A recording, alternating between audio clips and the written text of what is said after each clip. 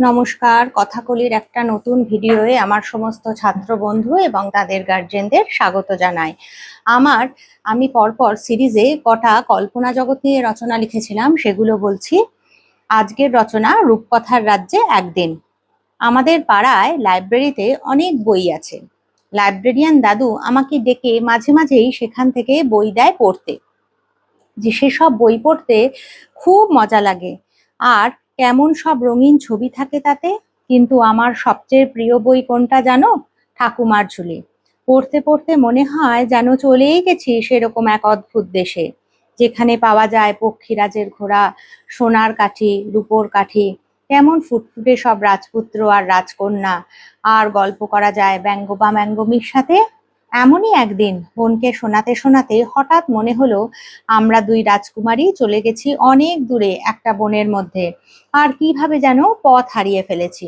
সারাদিন ঘুরে ঘুরে খিদে তেষ্টায় যখন দিশেহারা, সামনে হঠাৎ গাছের আড়ালে দেখি একটা কাঠের বাড়ি, আর মাথায় চিমনি জ্বলছে, উঠছে ধোঁয়া, আর সঙ্গে খাবারের সুগন্ধ। ঘরে ঢুকতেই দেখলাম এক ডাইনি বুড়ির খপ্পরে। ঘরে যেই না ঢুকেছি পড়লাম এক ডাইনি বুড়ির খপ্পরে, আর তার নাক এসে ঠেকেছে প্রায় মাটিতে। বুড়ি কিন্তু বেশ মিষ্টি হেসে আমাদের কত না মন্ডা মিঠাই খাওয়ালো, কিন্তু যেই না শেষে শরবতে চুমুক দেয়া, দুই বোনই হয়ে গেলাম দুটো প্রজাপতি। আর বুড়ি আমাদের ধরে রেখে দিল তার স্বাদের বাগানের ফুলেদের মধ্যে। সেই বাগানের গাছের ডালেই ছিল ব্যঙ্গ বা ব্যঙ্গমীর বাসা। আমাদের দুঃখ দেখে তারা নিয়ে গেল ব্যাঙ রাজার কাছে। বাগানের এই ছোট্ট ডোবাতেই তার বাস। সে গ্যাঙর গ্যাং করে অনেক সলা পরামর্শ করে ব্যঙ্গমার পিঠে চেপে চলল রূপনগরের রাজপুত্রকে নালিশ করতে। খবর শুনেই সেই রাজপুত্র পক্ষীরাজের ঘোড়ায় চেপে শান দেয়া তলোয়ার নিয়ে হাজির।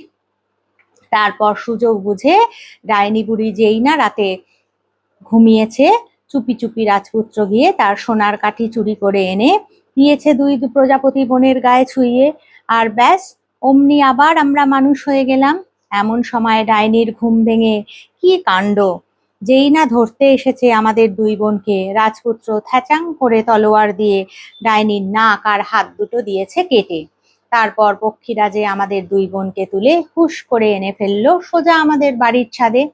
আর আমরাও ফেলে এলাম রূপকথার রাজ্যে একটি দিন। আমার রচনাটা এখানেই শেষ। বন্ধুরা, আমার রচনা যদি ভালো লাগে লাইক, শেয়ার, সাবস্ক্রাইব করবেন, আর নিজেদের বন্ধুদের সাথেও শেয়ার করতে পারেন। একটু কমেন্ট শুনলে ভিডিও করার একটা আগ্রহ বাড়ে, এই আর কি। ঠিক আছে, আমার এই ভিডিওটা এখানেই শেষ করছি।